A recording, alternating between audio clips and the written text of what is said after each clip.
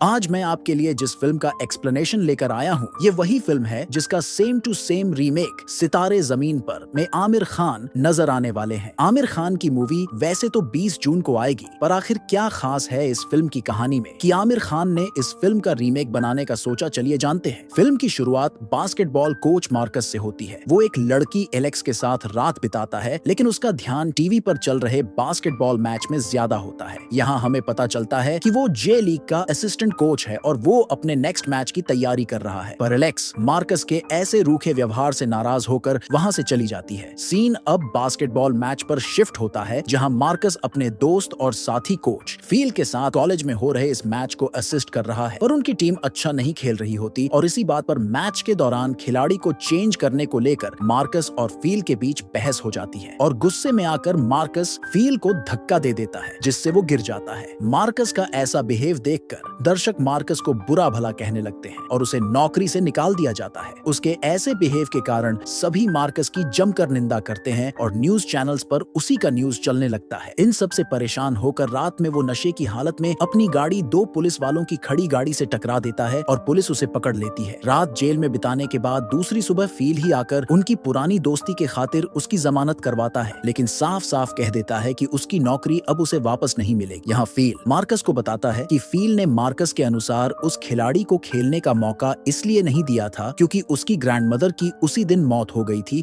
और वो खिलाड़ी मेंटली डिस्टर्ब था। यहाँ हमें यह भी पता चलता है कि मार्कस कभी भी खिलाड़ियों से अच्छे रिश्ते नहीं बना पाता था और उसके इसी सनकी नेचर के कारण वो अपनी लाइफ में आगे नहीं बढ़ पा रहा था। इधर कोर्ट रूम में उसके केस की सुनवाई के दौरान एक सख्त जज मार्कस को 2 ऑप्शन देती है, या तो 90 दिन तक एक स्पेशल जरूरतों वाली बास्केटबॉल टीम को कोचिंग दे या फिर 18 महीने की जेल काटे। मजबूरी में मार्कस पहला ऑप्शन चुन लेता है। मार्कस जब स्पोर्ट्स सेंटर पहुंचता है तो उसकी मुलाकात वहां की टीम से होती है, जो खुद को डी फ्रेंड्स कहती है। इस टीम में है जॉनी, बेनी, डेरियस, कोडी, क्रेग, ब्लेयर, आर्थर, मार्लन और शो टाइम। वैसे यह सभी बच्चे डाउन सिंड्रोम से ग्रसित हैं। टीम का स्टार प्लेयर डेरियस किसी वजह से मार्कस के लिए खेलने से मना कर देता है और कोडी बार बार अपनी फर्जी गर्लफ्रेंड की बातें करता है और शो टाइम हमेशा बॉल पीछे की तरफ फेंकता है, जबकि मार्लन कहता है कि उसने कभी रिंग तक बॉल नहीं पहुंचाई। यह सब देखकर मार्कस का दिमाग ही घूम जाता है और वो वहां के मैनेजर जूलियो से मिलता है। यहाँ मार्कस को पता चलता है कि उससे पहले जो कोच यहाँ काम करता था उसने लीग से पहले ही काम छोड़ दिया है। सेंटर से निकलने पर जॉनी मार्कस को बहुत ज्यादा ठंड होने के कारण अपनी कार में लिफ्ट देने के लिए बुलाता है, जो अपनी बहन के साथ था। यहाँ जॉनी की बहन निकलती है एलेक्स, जिससे मार्कस पहले मिल चुका था। यहाँ जॉनी और एलेक्स जमकर मार्कस को इरिटेट करते हैं और बेचारा मार्कस बस गुस्से में बेबस बैठा रहता है। इसी बीच वो अपने दोस्त सोनी से भी बात करता है कि वो अपने पावरफुल अंकल की मदद से मार्कस के लिए कोई अच्छी कोचिंग जॉब दिलवा दे। यहाँ हमें पता चलता है कि मार्कस हर हाल में NBA का हिस्सा बनना चाहता है। मार्कस जल्द ही उसकी टीम के साथ प्रैक्टिस स्टार्ट करता है, पर शुरुआत में मार्कस के लिए इस टीम को संभालना मुश्किल हो रहा था। मार्कस हर बार इनके निशाने में आ जाता और यह सभी मार्कस का जमकर मजाक उड़ाते। यहाँ जूलियो मार्कस को बताता है कि मार्कस जितना सोचता है ये बच्चे उससे भी ज्यादा काबिल है। जैसे बेनी अकेले रहता है, हर रोज सुबह 5 बजे एक रेस्टोरेंट के किचन में काम करने जाता है। ब्लेयर एक गार्डनिंग वर्कशॉप में काम करता है। जॉनी एक एनिमल सेंटर में काम करता है और नहाने से डरता है, इसीलिए उससे इतनी बदबू आती है। मार्लन को कई तरह की भाषाएं आती है और उसे ईयर ट्रैफिक के बारे में भी अच्छी जानकारी है। क्रेग इतना कुशल वेल्डर है कि नए स्टूडेंट उससे वेल्डिंग सीखने जाते हैं। कोडी एक डाई फैक्ट्री में टेस्टर का काम करता है और एक म्यूजिकल ग्रुप का हिस्सा भी है। यहाँ हम दर्शकों को पता चलता है कि यह लोग सच में कितने काबिल थे। वैसे जल्द ही उनका एक मैच होता है, पर मार्कस की टीम बहुत बुरा खेलती है और बुरी तरह से हार जाती है। इसलिए मार्कस उन्हें अब नए ट्रिक सिखाने लगता है, पर उसकी यह टीम कुछ भी सीखना नहीं चाहती थी। ट्रेनिंग के बाद जब सब नहाने जाते हैं तो उनके बाथरूम में चूहा आ जाता है, जिससे सब डर जाते हैं। तभी मार्कस चालाकी से जॉनी को उस चूहे को बचाने के लिए उकसाता है और इसी बहाने वो जॉनी को नहाने के लिए मना लेता है, जिससे पूरी टीम खुश हो जाती है। जल्द ही टीम का पहला बड़ा मैच होने वाला होता है, पर बेनी इस मैच में नहीं आ पाता क्योंकि उसका बॉस उसे छुट्टी नहीं देता। पर वहाँ मार्कस की मुलाकात बेनी की जगह आई नए खिलाड़ी कॉन्स्टेंटिनो से होती है, जो मार्कस से थोड़ा रुडली बात करती है। मार्कस की टीम बजट कम होने के कारण सरकारी बस से मैच खेलने के लिए निकलती है, पर रास्ते में जॉनी जोर जोर से गाना गाने लगता है, जिससे बस में बैठी एक औरत परेशान होने लगती है। मार्लन भी जोर जोर से बातें कर रहा होता है और उधर मस्ती में कोडी बस ड्राइवर पर कुछ फेंक देता है, जिससे ड्राइवर गुस्से में आ जाता है। तभी मार्लन बस सिकनेस की वजह से उस औरत पर ही उल्टी उल्टी कर देता है, जिस कारण सबको बस से उतार दिया जाता है। इसीलिए जॉनी अपनी बहन एलेक्स को मदद के लिए बुलाता है। रास्ते में मार्कस को पता चलता है कि जॉनी को पानी से इसलिए डर है क्योंकि बचपन में वो डूबने वाला था, तभी से वो नहाने से डरता है। आखिरकार टीम मैच के लिए पहुंचती है, पर इस बार मार्कस की टीम बहुत अच्छा खेलती है और जीत भी जाती है। मैच जीत कर लौटते वक्त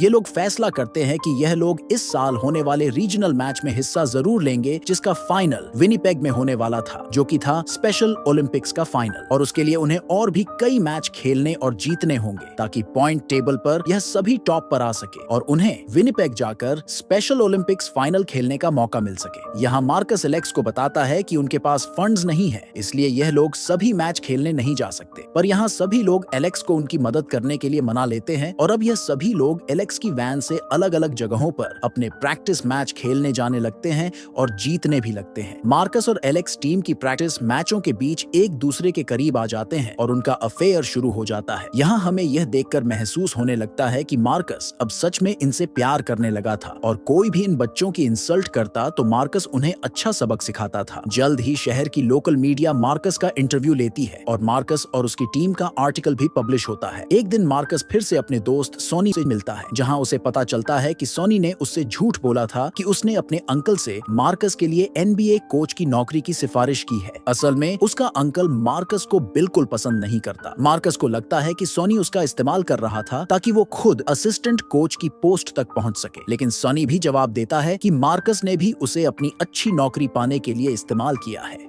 मार्कस को भी अपनी गलती का एहसास होता है और वो सोनी को अपनी टीम को ज्वाइन करने और मार्कस का असिस्टेंट कोच बनने का ऑफर करता है। मार्कस की टीम का अभी अच्छा फेम था, इसलिए सोनी तुरंत मान जाता है। इधर जॉनी मार्कस को डिनर पर बुलाता है, जहां एलेक्स और उनकी मां डॉट भी होती है। डॉट को यहां समझ आ जाता है कि मार्कस और एलेक्स के बीच कुछ चल रहा है। वैसे सब कुछ स्मूथ चल रहा होता है, पर मार्कस अनजाने में उन्हें यह बता देता है कि उसके टीम के कुछ खिलाड़ी जॉनी को अपने ग्रुप होम में रहने के लिए बुला रहे हैं और जॉनी भी इसके लिए तैयार है। यहाँ ग्रुप होम का मतलब वैसे घर से था जहाँ यह सभी स्पेशल बच्चे एक साथ रहते थे। यह सुनकर एलेक्स गुस्सा हो जाती है, क्योंकि एलेक्स बचपन से जॉनी की हिफाजत करती आई है, क्योंकि लोग उसके डाउन सिंड्रोम की वजह से उसे तंग करते थे। यहाँ एलेक्स का बिहेव देखकर मार्कस को महसूस होता है कि एलेक्स शायद उसके घर आने से कंफर्टेबल नहीं थी। एलेक्स बताती है कि जॉनी उन लोगों से जल्दी लगाव महसूस करने लगता है जिनके साथ एलेक्स रहती है, और जब वो चले जाते हैं तो उसे बहुत बुरा लगता है। पर मार्कस को लगता है कि एलेक्स बस जॉनी के नाम पर खुद की कमजोरी को छिपा रही है, इसलिए दोनों में मन मुटाव हो जाता है। एक दिन लंच के दौरान मार्कस को उसका दोस्त फील मिलता है। यहाँ फील बताता है कि वो डेरियस को बहुत पहले से जानता है। डेरियस बास्केटबॉल का शानदार खिलाड़ी था और सबको उम्मीद थी कि वो NBA प्लेयर बनेगा, लेकिन एक नशे में कार चलाने वाले के कारण उसकी भी कार का भयानक एक्सीडेंट हो जाता है एंड उसके सिर पर गहरी चोट लग जाती है और तभी से वो थोड़ा अलग हो गया है और अब किसी पर भरोसा नहीं करता। ये सुनकर मार्कस समझ जाता है कि डेरियस उसके लिए खेलने से क्यों मना करता है। इसके बाद मार्कस डेरियस के घर जाता है और उससे माफी मांगता है। वो मानता है कि नशे में गाड़ी चलाने वाले लोगों की वजह से कई एक्सीडेंट्स होते हैं, जिसकी वजह से डेरियस जैसे कई लड़कों को ये दिन देखना पड़ता है। वो डेरियस से वादा करता है कि वो आज के बाद कभी भी ड्रिंक एंड ड्राइव नहीं करेगा। फिर वो डेरियस पर फैसला छोड़ देता है कि वो चाहे तो टीम में आ सकता है। दूसरे दिन हमें पता चलता है कि मार्कस के 90 दिन पूरे हो चुके हैं और वो अब यहाँ से जाने के लिए फ्री है। रात में न्यूज में मार्कस देखता है कि सब लोग मार्कस के हार्ड वर्क की सराहना और उसकी टीम के सक्सेस के लिए दुआ कर रहे हैं, क्योंकि स्पेशल ओलंपिक्स फाइनल में क्वालिफाई करने से वो लोग बस एक मैच दूर थे। इधर बेनी भी मार्कस की टीम में आ जाता है, क्योंकि उसने अपने बॉस के बुरे बर्ताव के कारण उस रेस्टोरेंट में अपना जॉब छोड़ दिया था। पर इस क्वालिफाई मैच के दौरान पूरी टीम मार्कस से नाराज दिखती है, क्योंकि जॉनी अभी भी मार्कस से नाराज है, क्योंकि उसे लग रहा था कि मार्कस ने एलेक्स को दुखी किया है। पर तभी कॉन्स्टेंटिनो टीम को लॉकर रूम में बुलाकर सबको समझाती है कि उन्हें यह मैच मार्कस के लिए नहीं बल्कि उनके खुद के लिए विन करना है, क्योंकि उन्हें विनिपेग जाना है। वैसे भी एलेक्स और मार्कस दोनों बड़े हैं और उन्हें अपने आप को संभालना आता है, इसलिए इन सबको उन दोनों के मैटर में नहीं पड़ना चाहिए और उस बात को भूल जाना चाहिए। कॉन्स्टेंटिनो के मोटिवेशन के बाद सभी लोग बहुत जबरदस्त तरीके से इस मैच को खेलते हैं और जीत जाते हैं। यहाँ मार्कस और एलेक्स भी एक दूसरे से अपनी गलतियों के लिए माफी मांगते हैं। इसी बीच डेरियस भी आता है और मार्कस से कहता है कि वो भी इस टीम के लिए खेलेगा और स्पेशल ओलंपिक्स फाइनल जिताने में सबकी मदद करेगा। ये सुनकर सभी खुश हो जाते हैं। अब टीम का फाइनल मैच विनिपेग में होने वाला था, पर उसी के नेक्स्ट डे मार्कस को पता चलता है कि उसे सियाटल की एनबीए टीम में तीसरे असिस्टेंट कोच बनने का ऑफर मिला है। मार्कस ये खुशखबरी सबको सुनाता है तो पूरी टीम दुखी हो जाती है। उन्हें लगता है कि मार्कस भी बाकी कोच की तरह उन्हें बीच में छोड़ देगा। मार्कस एलेक्स से बात करता है, पर एलेक्स भी मार्कस को बताती है कि सियाटल में हाल ही में कई घपले हुए हैं और वो लोग मार्कस की अच्छी इमेज वाली कहानी को अपने घोटाले को छुपाने के लिए इस्तेमाल कर रहे हैं। इसलिए एलेक्स उसे समझाती है कि अभी फिलहाल उसे अपने इस टीम को मोटिवेट करने की जरूरत है। इसलिए मार्कस कोशिश करता है टीम का जोश बढ़ाने की, लेकिन सब इस बात से ज्यादा चिंता में थे कि मैच खेलने उन्हें विनिपेग जाना पड़ेगा, जो उनके बजट से बाहर था। तभी मार्कस और एलेक्स एक प्लान बनाते हैं। वो बेनी के गुस्सैल पुराने बॉस के पास जाते हैं। वो दोनों वहाँ ह्यूमन राइट्स और पुलिस वाला बनने का नाटक करते हैं। ये दोनों उसको धमकाते हैं कि उनके पास बेनी का कन्फेशन वीडियो है कि उनका बॉस अपने हर स्टाफ के साथ कितना बुरा बर्ताव करता है। अगर उन्होंने यह वीडियो लेबर डिपार्टमेंट में सबमिट कर दी तो उनका ये रेस्टोरेंट बंद हो जाएगा। डर के मारे बेनी का गुस्सैल बॉस उन्हें इतना पैसा दे देता है जिससे पूरी टीम विनिपेग का ट्रिप अफोर्ड कर सके। अब जल्द ही फाइनल मैच शुरू होता है, लेकिन मार्कस की टीम जैसे ही मैदान में उतरती है उनका हौसला टूटने लगता है, क्योंकि सामने वाली टीम के सभी खिलाड़ी बहुत बड़े और ताकतवर थे। मैच शुरू होते ही वो लोग घबरा जाते हैं और पॉइंट टेबल में पिछड़ने लगते हैं। मार्कस सबको लॉकर रूम में बुलाता है और उन्हें एक जोश भरी स्पीच देता है। वो कहता है, चाहे हम जीतें या हारें, हम सब अपनी अपनी जगह पर चैंपियन हैं। ये सुनकर सबके हौसले वापस लौट आते हैं। मैच दोबारा शुरू होता है और सब अच्छा खेलना शुरू कर देते हैं। आखिरी सेकंड्स में जॉनी को बास्केट बनाने का मौका मिलता है, जैसा कि मार्कस ने उसे सिखाया था, लेकिन शोटाइम के बॉल मांगने के कारण जॉनी बॉल उसको पास कर देता है। शोटाइम अपना खास स्टाइल दिखाता है, जिसे देखकर मार्कस के साथ पूरी टीम घबरा जाती है। पर जैसा कि डर था, शोटाइम अगेन बास्केट मिस कर देता है और दूसरी टीम मैच जीत जाती है। लेकिन फिर भी सारे दोस्त शोटाइम के लिए तालियां बजाते हैं। हालांकि उनकी टीम दूसरे नंबर पर आई थी, फिर भी सबको लगता है कि उन्होंने ही जीत हासिल की है। मार्कस भी टीम के साथ खुशी मनाता है और पूरा स्टेडियम उन्हें चीयर करता है। इसके बाद सभी लोग रिजॉर्ट में पार्टी करते हैं। मार्कस एलेक्स से कहता है कि उसने एनबीए वाली जॉब छोड़ने का फैसला किया है, क्योंकि अब वो पहले से बेहतर इंसान है और आज अगर हर तरफ मार्कस का नाम है तो बस उसकी इस टीम के कारण, जिसे वो नाकाबिल समझ रहा था। पर शायद मार्कस ही इस काबिल नहीं था कि वो इनकी काबिलियत समझ सके। इस टीम ने उसे बहुत कुछ दिया है और अब वो इसी टीम के साथ रहेगा। फिर वो टीम के साथ पूल में कूद पड़ता है। इसके बाद हम देखते हैं जॉनी अब अपने दोस्तों के साथ रहने आ गया है